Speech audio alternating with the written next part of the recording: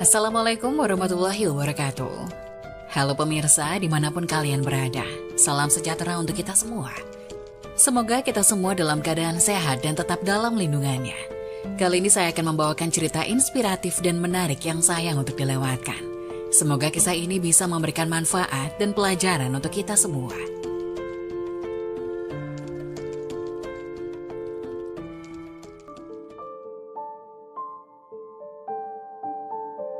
Nauzubillah, inilah 3 golongan manusia yang istighfarnya ditolak oleh Allah Subhanahu wa Ta'ala meskipun sebanyak 1000 kali.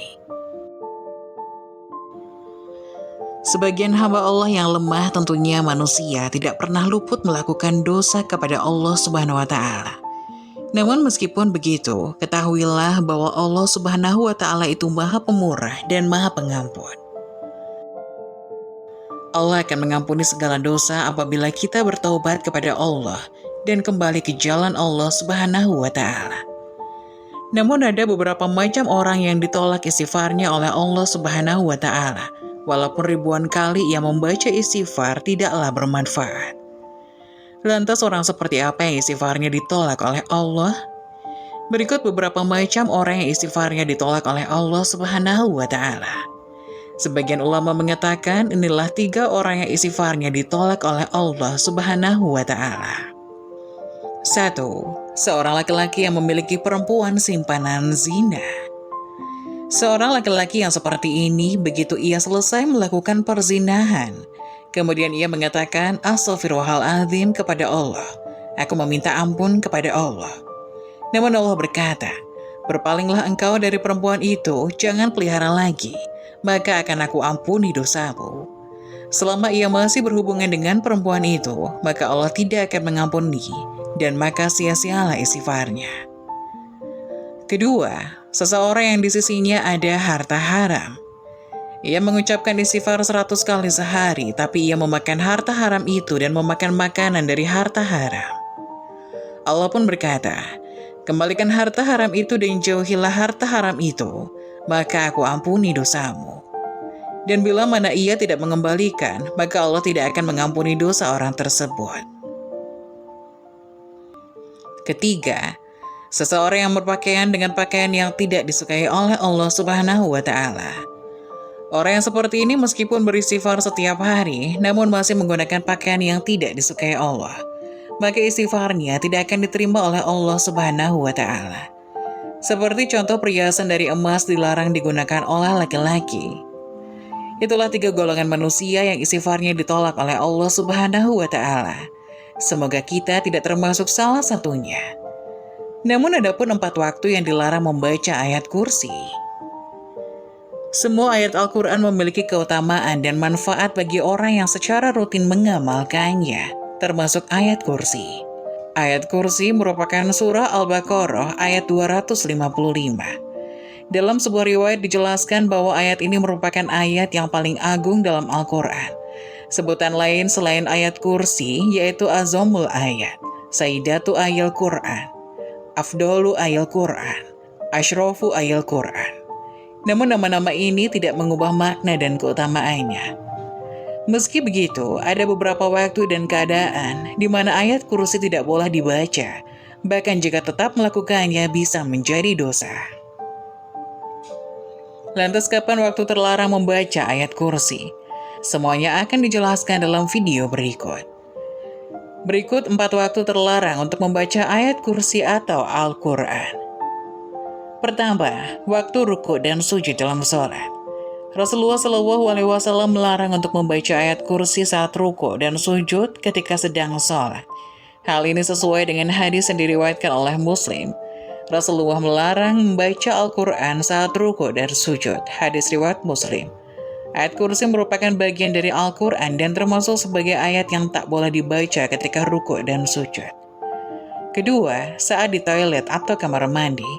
Membaca ayat kursi maupun ayat-ayat lain dalam Al-Quran di toilet dan kamar mandi termasuk hal yang dilarang, karena menyalahi adab baik terhadap Al-Quran. Ketiga, dalam keadaan mengantuk.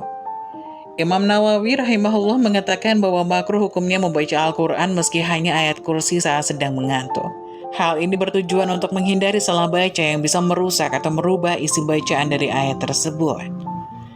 4. Saat sedang hadas besar. Hadas besar yang dimaksud adalah saat sedang junub, haid, maupun nifas. Membaca Al-Quran termasuk ayat kursi dalam kondisi tersebut dilarang, bahkan haram hukumnya. Sebagaimana firman Allah dalam Al-Quran surat Al-Waqi'ah ayat 79 yang artinya, tidak menyentuhnya kecuali orang-orang yang disucikan. Quran surat Al-Waqi'ah ayat 79. Demikian ulasan tentang 4 waktu yang dilarang membaca ayat kursi.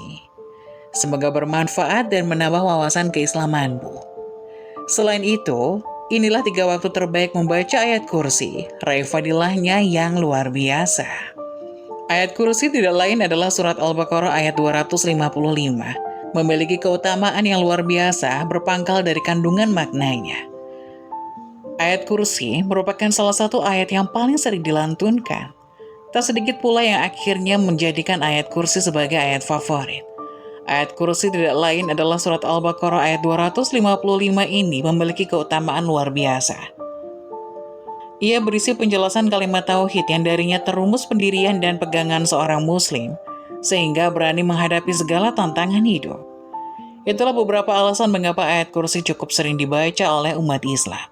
Walau demikian, ada 3 waktu utama yang sangat dianjurkan oleh Rasulullah agar membaca ayat kursi.